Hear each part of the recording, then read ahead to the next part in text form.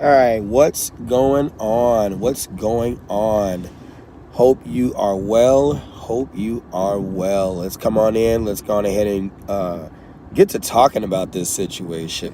You can follow me on Facebook at Mike Brown or Instructor Mike. Follow me on Instagram at Yes Mike Said It or TikTok. Yes Mike Said It. You can subscribe to this YouTube page. Hit the subscribe button. Hit the bell for notifications. Yes, we are talking about the situation in Brooklyn Center, Minnesota. Brooklyn Center, Minnesota. For those of you all who followed my content and were, talking about other things and joining in on the conversation, definitely appreciate it. What's going on? Michael Middleton and Jeremy Cowell. What's going on? Just hope you all are enjoying your day, or at least it's off to a great start. We'll put it that way. At least it's off to a great start. Sad situation. But I do want you to understand that the way that I tend to approach things is I give advice. If people don't listen, I tend to let adversity teach them. And I want people to understand and learn from what's going on. Often there is criticism, but very little instruction, and there needs to be more instruction. So with that intent and on that caveat, let's go on ahead and dive into it. Just waiting for just a few more people to come on in so that we can go on ahead and get right to it. Good. Just getting a little settled here. All right, so let's go on ahead and dive into, wait a minute, try to get into a better position. Yeah, I'm in my vehicle on the go and stuff like that. So, yeah, please subscribe, okay? Now, just to give you all just a little bit of background, I am a instructor of many disciplines, most of them law enforcement related, okay? Yes, been a police officer, not a police officer now, but I was a police officer for quite some time, and was an instructor of various skills and tactics, firearms, OC defensive tactics, things like that, and Taser, okay? And that is other things too. And I still certify people in firearms, defensive tactics, pepper spray, stuff like that, anger management, non-violent crisis intervention, stuff like that. So I just want you to understand that I'm coming from a healthy resume, if you will, of experience, okay? And I want to share that experience with you guys in as much as I can. What's going on? Just giving a couple more shout outs. Eric Taylor, what's going on? Noah Lewis, what's going on? Tamika Brandon, what's going on? Hey, how are you? All right, let's go on ahead and dive into it. So I am going to go on ahead and play the body camera footage of this incident, and we will talk about it. Let's go on ahead and get to that, okay? It's important to understand the body camera footage, and I want you to listen specifically to what was being said. It starts off as a traffic stop, 3 officers on that stop, okay? Let's go on ahead.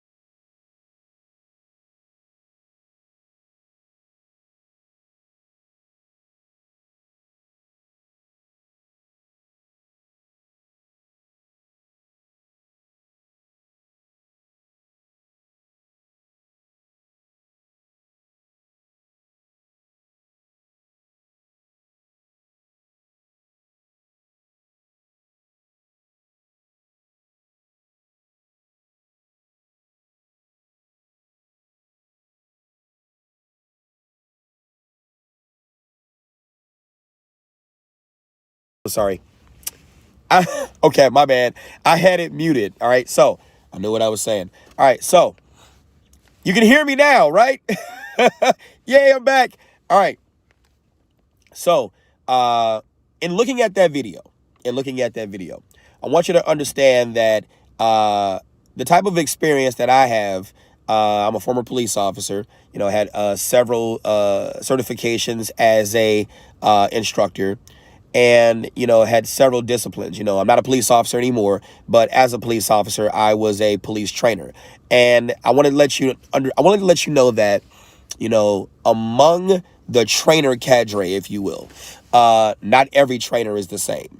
Not every police officer is the same. Not every motorist is the same.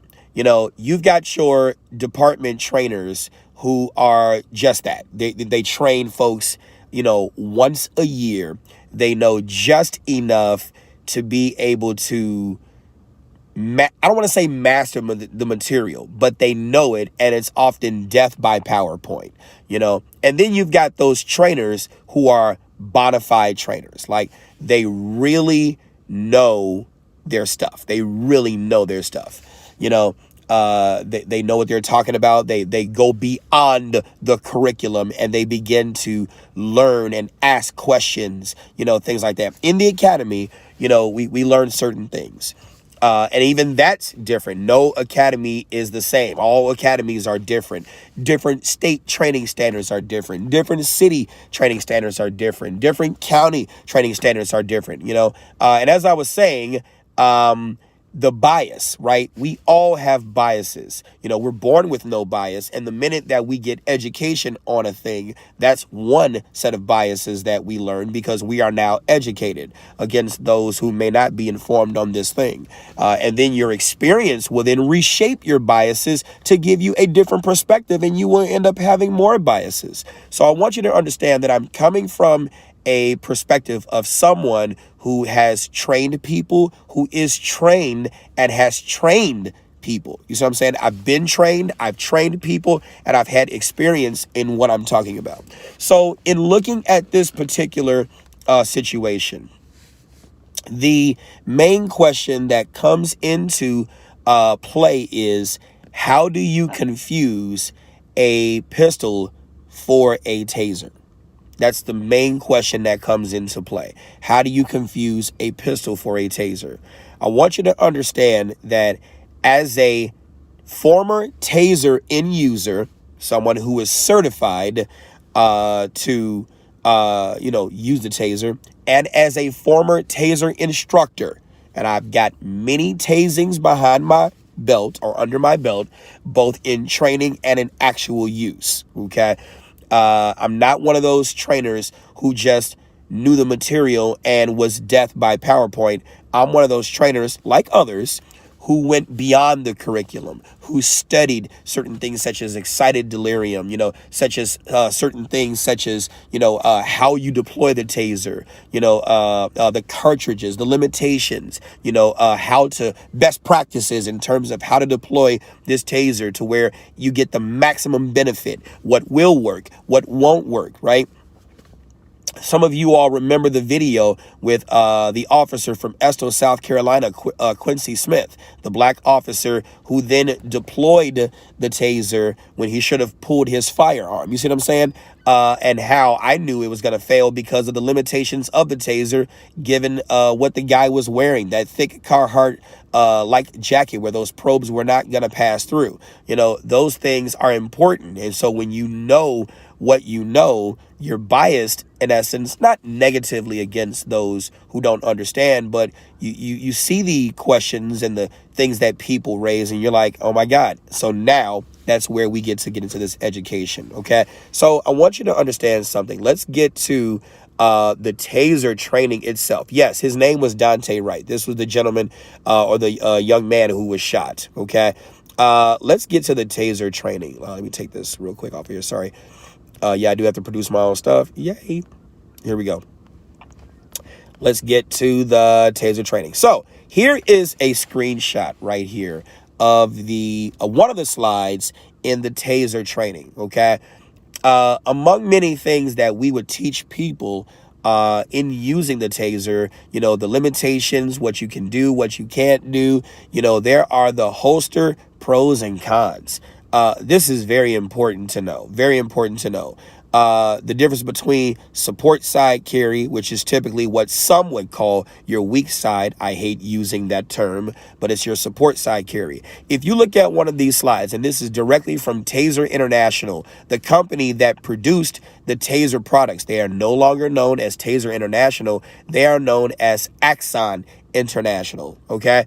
And so you see support side carry, it says there's a lower risk of drawing the wrong weapon under stress. Now, Pure Essence on YouTube says, how do you even mistake that? If you've never had field experience, Pure Essence, you don't know, okay? You said just the weight difference between a gun and a taser. When you're under the influence of stress, Pure Essence, and I don't know if you are a police officer, if you've ever experienced any of the things that you are questioning, but I want you to understand, before I continue with this slide, the Pareto principle applies here. What is the Pareto principle? Please look it up. You can look at a pyramid. You got the 80 and then you got the 20 theory, right? 80 is at the bottom. 80% of most people who occupy most occupations are only just in those occupations, and they may rarely do the things that get people in that occupation the status of hero, the status of expert, the status of, whatever positive status in our society is afforded people in that given profession or whatnot. And then you've got the top tier folks. No, I get it. You're just curious. That's why we're educating you. And so then you got your top tier folks at the top of that, right? You got your 20%. And of that 20%, you got your 15%. 15% of those people are good. And then the 5% are those who are really, really good. They really do the job that gets, like your special operators, your Navy SEALs, your Marine Special Forces, Force Recon, stuff like that. Your SWAT team members of a police department, those in the police department who are really, really, really, really good at what they do. They run into burning buildings. They save people from car accidents and fires and things like that. They get called heroes because of the bravery of the few. The bravery of the few tends to, put all people in that occupation or in that category as heroes. You see what I'm saying? But if we really were to dig deeper, most people in most occupations have not done the things that that afford them the title of hero. They're just riding, in essence, positively, of course, riding in essence on the assumption of what they would do under the influence of a given situation because of those who actually have done, right? So when we continue to look at this slide, right, you've got the top support side carry, the pros of that: lower risk of drawing the wrong weapon under stress, right? Hip cross draw, faster engagement on the target, right? Easier ID of less lethal by other officers. And then you got the cons. Here we go. Cons: weapon retention depending upon the defensive tactics training. Why? Because your support side, depending upon, your defensive tactics training, a lot of people don't do a lot of things with their support side, right? We typically, it's called the Pareto principle. Pareto principle, okay? Typically, most people do things on their dominant side. Why? You've had X amount of years of experience, mostly all of your life, establishing strength in the dominant hand, the dominant side. Most people are right-handed. So most things are made for people with, most right-handed folks. Most firearms are made for right-handed folks, And so when you look at dominant side carry, yes, you get to retain that weapon. That's a pro. But the con is, in bold, higher risk of confusion depending upon training. And there have been 3 incidents of accidental shootings mistaken by weapons. Those 3 incidents of accidental shootings. I want you to understand that. We're going to go ahead and put that on the screen, okay? The 3 incidents, here we go. In those 3 incidents, right? Sacramento, California. A black M26 on dominant side carry below sidearm in April of 2001. An officer applied a drive stun technique several times to a resisting drunk suspect. Each time the M26 was reholstered, and after several separate applications, the officer mistakenly, we'll get to that, Christy, we'll get to that, the officer mistakenly drew his Sig Sauer sidearm and fired it into the hip of the suspect, who survived. Right? Then you've got Rochester police in Minnesota. Once again in Minnesota. Here we go. In November 2002, an officer responded to a disorderly conduct incident and upon arrival immediately exited his vehicle to aid another officer who was engaged in a fight with a suspect. While exiting his vehicle, the officer placed his issued black M26 in one of his uniform pants pockets located near the officer's primary or dominant side.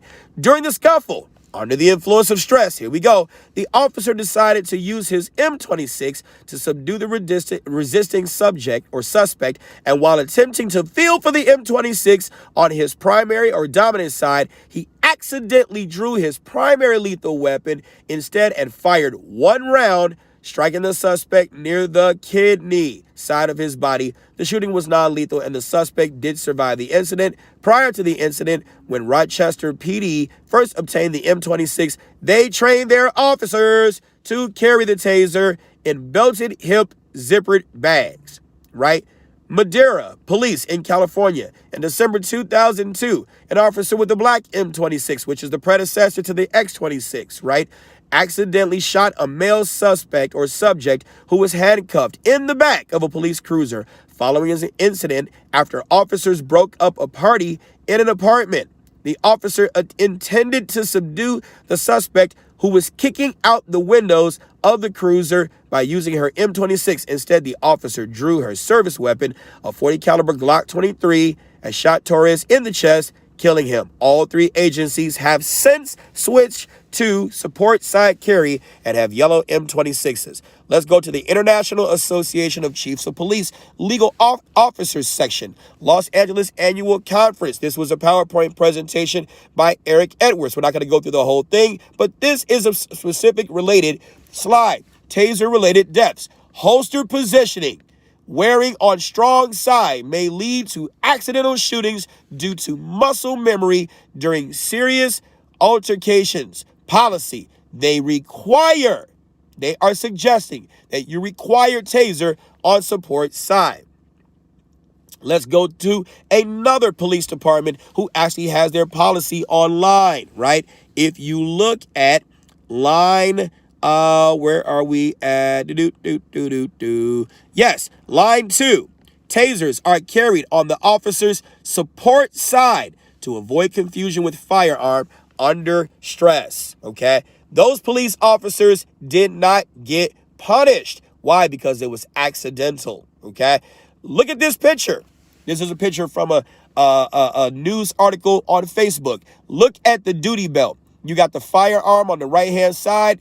You got the pepper spray near that. Of course, you got to have the iPhone with the OtterBox right there because that's important, right? But then you've got on the support side, the magazines that are properly indexed. And look, you got cross draw. Look at that taser. It's on the support side, right? As suggested right here in the policy, it is on the support side. But look, it is to be grabbed with the dominant hand. I don't like that. I don't like that. I don't like that because you're still running into the same problem. Yes, you are carrying it on the support side, but it needs to be deployed with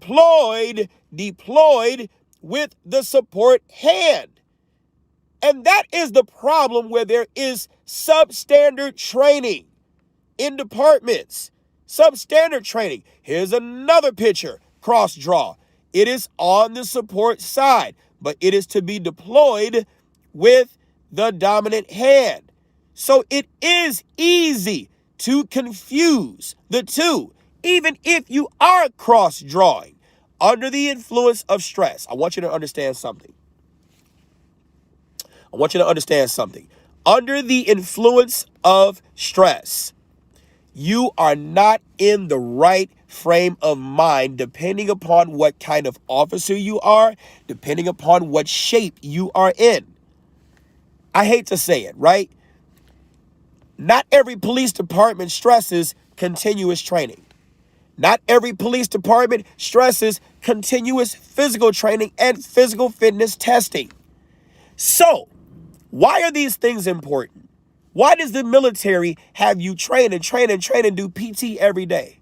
Why does the military have you do a PT test every 6 months? And in some places, maybe even more than those 6 months. It is that way because we need to make sure that you are in as much shape as you could be in, if not the best shape. So that way, when you are in a stressful situation, you are less likely to think under the influence of that stress and still have the ability in managing that stress in as much as you can to still be able to think and act under fire. We still want you to have some thinking capability. We still want it to be you want to survive the fight. You want to be able to, there's a difference. There's a difference in a trained fighter who is able to last 10 rounds, right? Or however many rounds in the ring where you can see 5 rounds in, 7 rounds in. They're still operating with precision. You can tell they're getting a little tired, but they're still operating with precision. Unlike somebody who is not in shape, who will then in round 2 start to do things wild. In the beginning, right, they were precision, but then this person just, bobbed and weaved and tired them out. And now you can tell that they aren't thinking about where to punch, right? They're just wilding, just throwing hands all over the place. Why? Because their body is getting tired. Their breathing is heavy. The heart has to work harder. And so the area where thinking and logical reasoning resides in the prefrontal cortex, you're not there. You're in the amygdala, that part of the brain that controls fight, flight, freeze, and emotions. Fight, flight, freeze, and emotions. The question was then asked just a minute ago, is the taser the same color as the black pistol? Well, let's find out. Here we go. Here you have a picture of a taser that is yellow, cross draw, something I don't like, right? Something I don't like. And then, oh, look at that. Look at that, by God, right? This is the Taser X26, right? This is the Taser X26 right there. Now, what do these tasers all have in common? And of course, they are using the Taser X7, I believe, or the Taser 7. And then you got the Taser X2. And then you got the Taser X3. And then you got the Taser X26. Then you got the Taser X26C, which is the civilian version. And then you got the M26. And then you got the Air Taser, which was the predecessor to all of those. You see what I'm saying? You can tell I know what I'm talking about because I'm listing all the previous tasers. But when you look at this picture, what is the one thing that they have in common? They are all shaped like a gun. What is another thing that they have in common? They have sights. What's another thing they have in common? They have a trigger. What's another thing they have in common? They have a safety switch. Right? Now, of course, not everybody is same handle, absolutely. Now, of course, not everybody is using the 1990s and early 2000s, depending upon where you are, circa Beretta Model 92 FS or the M9 as depicted here in the upper right-hand corner. But this is still just going to show you that when you think that the taser is different than the gun, I want you to understand physiology, physics, right? I want you to understand that under the influence of stress, that it is easy to confuse a gun for a taser or a taser for a gun, especially when you are, like you all have commented, not paying attention. And I agree, Paul Parker. I agree, you all who are talking about someone on the job for 25 years. Look at this. This is a snapshot from the body camera. In the lower right-hand corner, you see the officer's gun, and this is from her body camera. But look at an upward left angle. You see that taser. That is the X2 taser, the X2. It's yellow, but you see, look what it's in. Cross draw, to be drawn across the body with the dominant hand. Now, this was done to avoid confusion, but it's still possible that it could result in one using their firearm. I want you to look at and listen to what she said in the body camera footage, and we're going to talk about that in terms of intent, and then we're going to talk about age, too. Take a listen.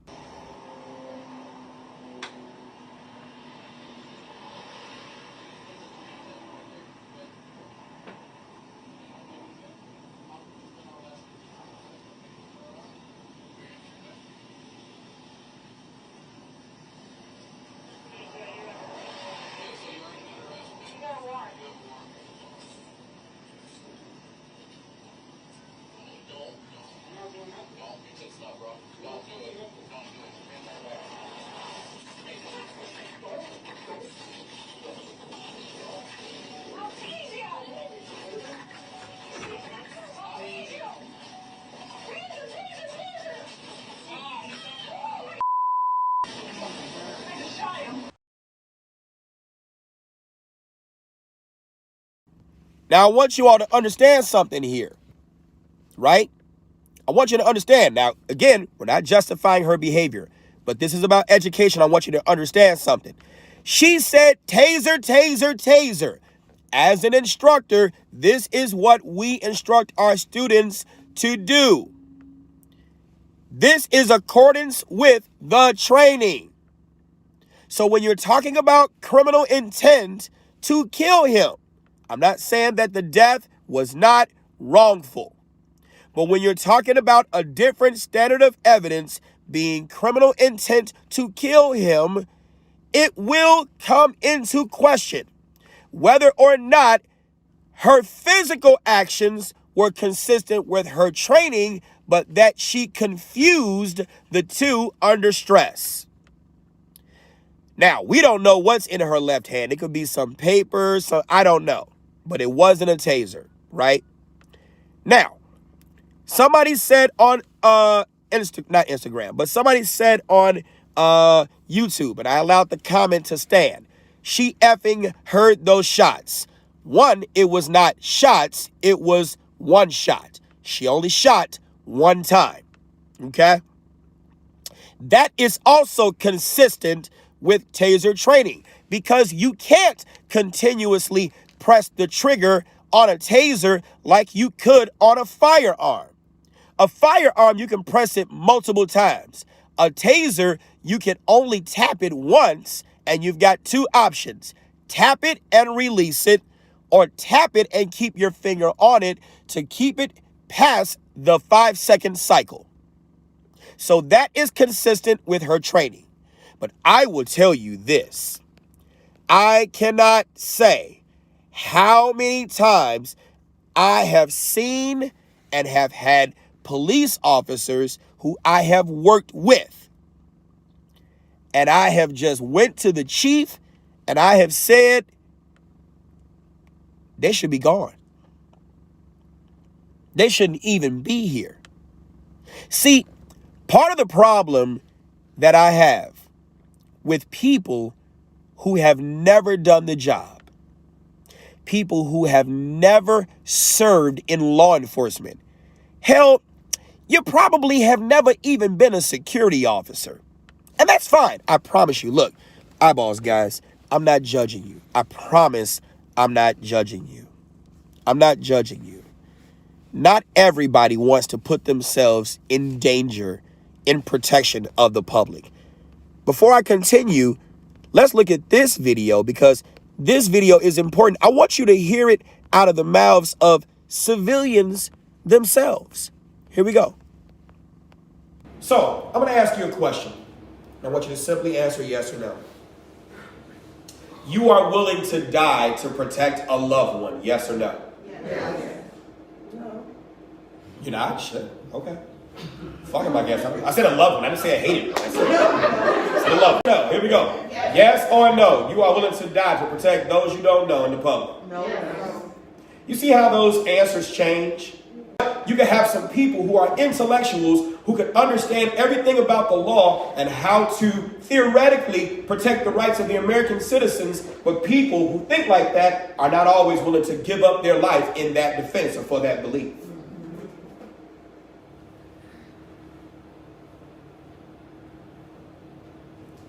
Maybe that's a part of our problem.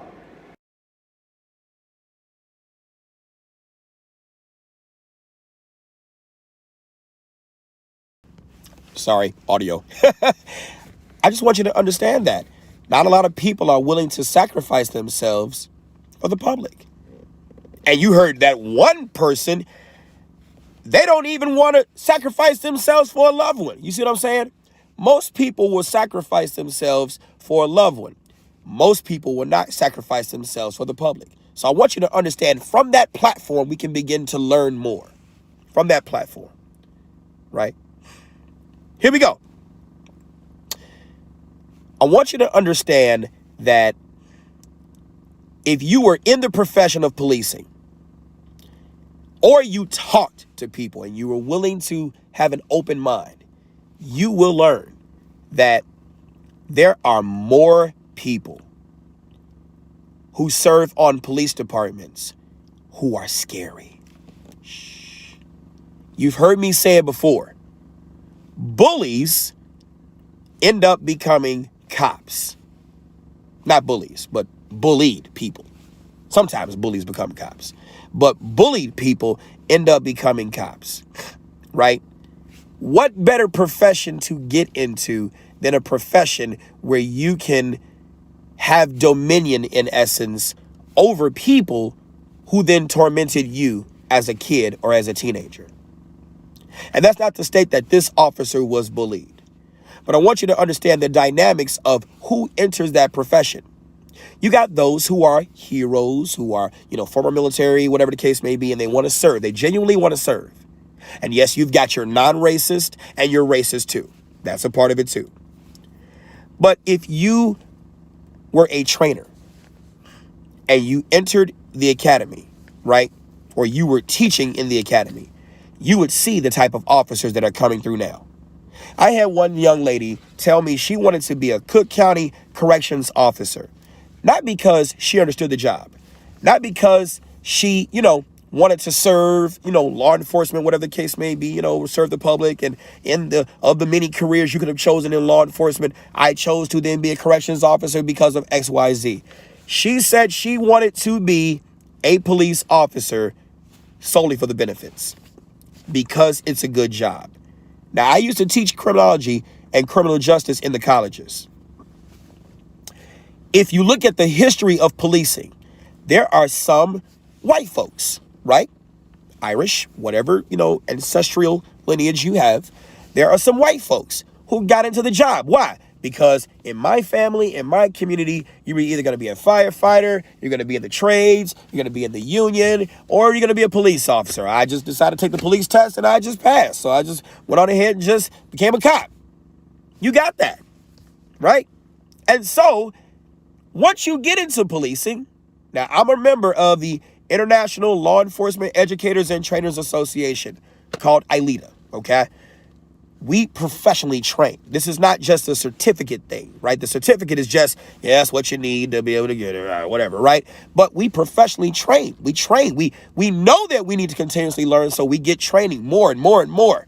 We collaborate. We talk, right? We study things, right? And so I want you to understand that we know not every police department is the same. Not every policy is the same. Remember the case of Amber Geiger? Those of you all who knew me a long time ago during that case, I've been commenting on police cases for a long time now, right? How many times have I said before, during the Amber Geiger case in Dallas, Texas, where she was accused and then convicted of shooting Botham Jean, right? If you go back and do some research and listen to her testimony, she took the stand.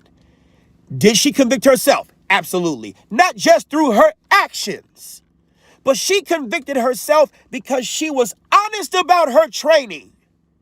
She was honest about it. She was like, during in-service, you were taught these things. The prosecutor asked her, you were taught these things, right? Yeah, I could have been. I don't remember. Oh, you don't remember? Well, you're a police officer. Let the other side tell it. Let folks sit there and say it. Well, you're a police officer. You're professional. You're supposed to serve and protect. You're supposed to know these things. She sat there and admitted to you something you did not pay attention to. She sat there and told you this. Yeah, I could have been taught that. I don't remember. That's exactly the nature of in-service training. In-service training is not this, we're going to come into class today and we're going to, do calisthenics and exercises and stuff like that. And then we're going to climb the obstacle course and then run through and go on a battalion run and we're going to go. No, it's not that. Your mind makes you think it's that. It's not that. In-service is some PowerPoint presentation by some guy, some who want to teach, and then they recognize the guys don't want to learn. Some who are friends with the guys, and so they half-ass teach it.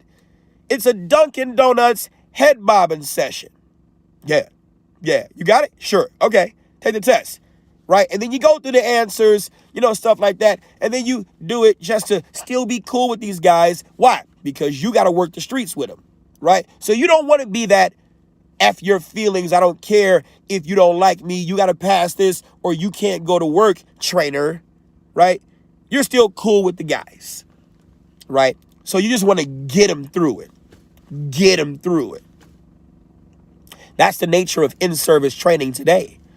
And that's not the same for every department, but suffice it to say, most departments, right?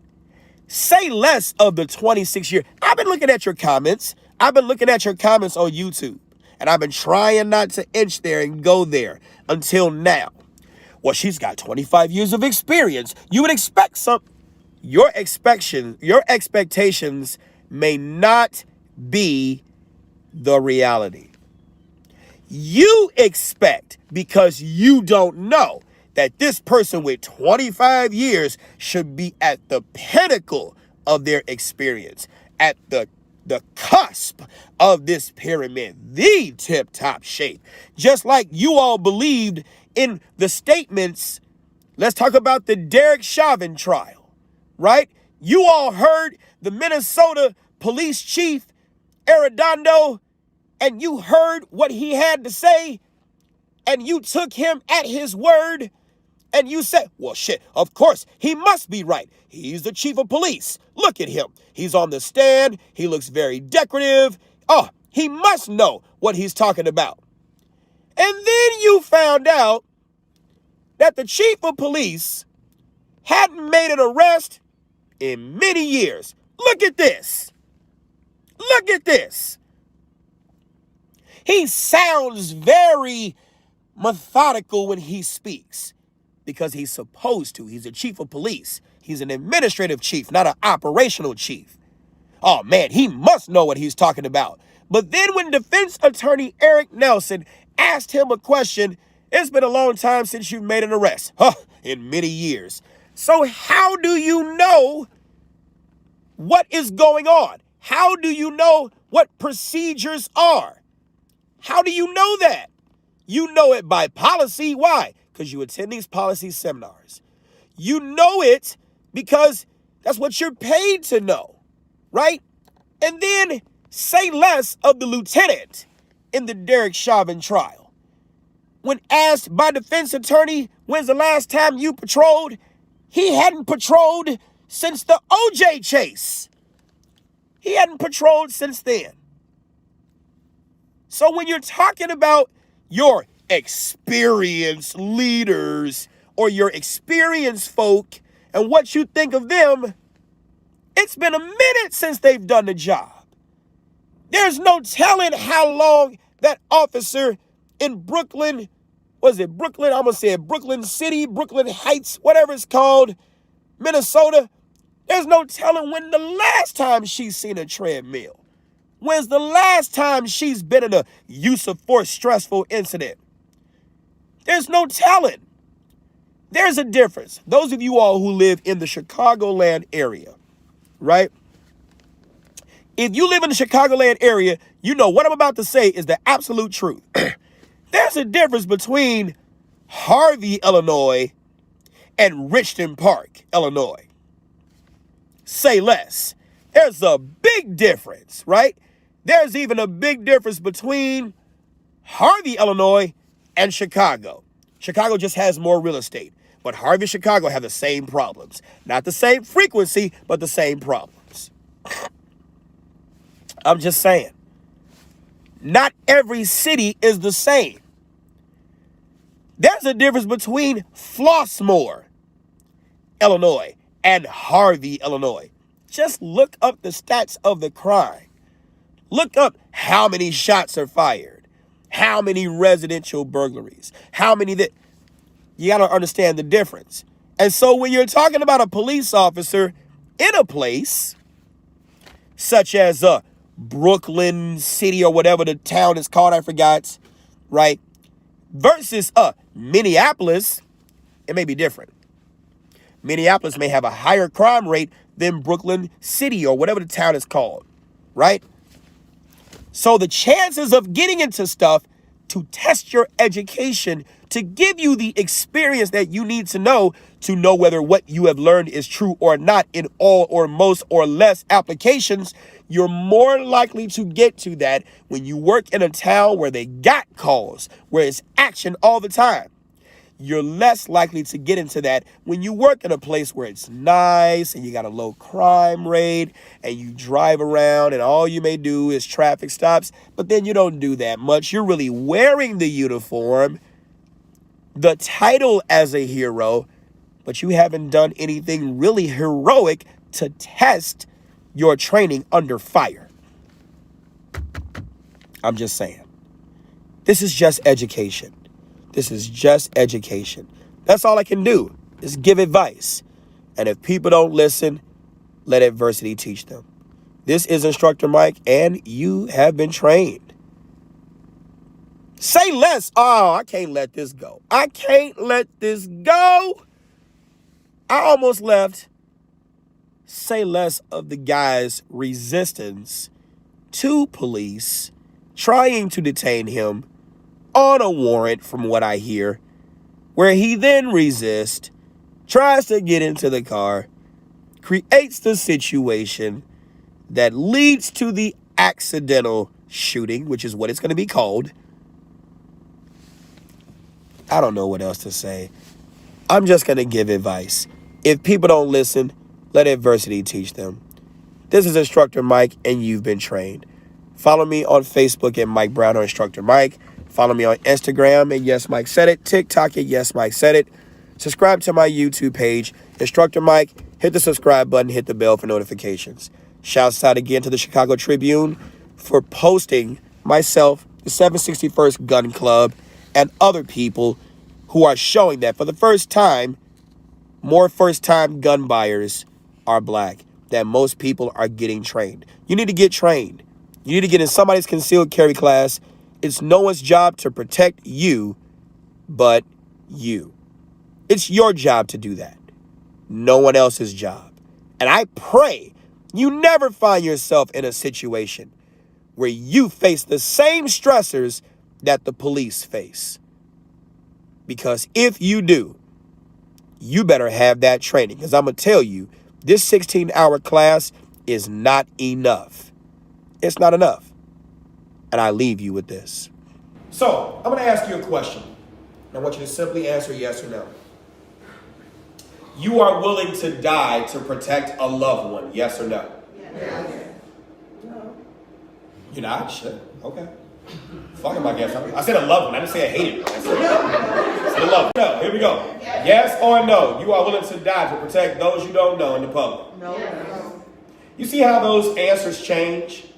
You can have some people who are intellectuals who can understand everything about the law and how to theoretically protect the rights of the American citizens, but people who think like that are not always willing to give up their life in that defense or for that belief.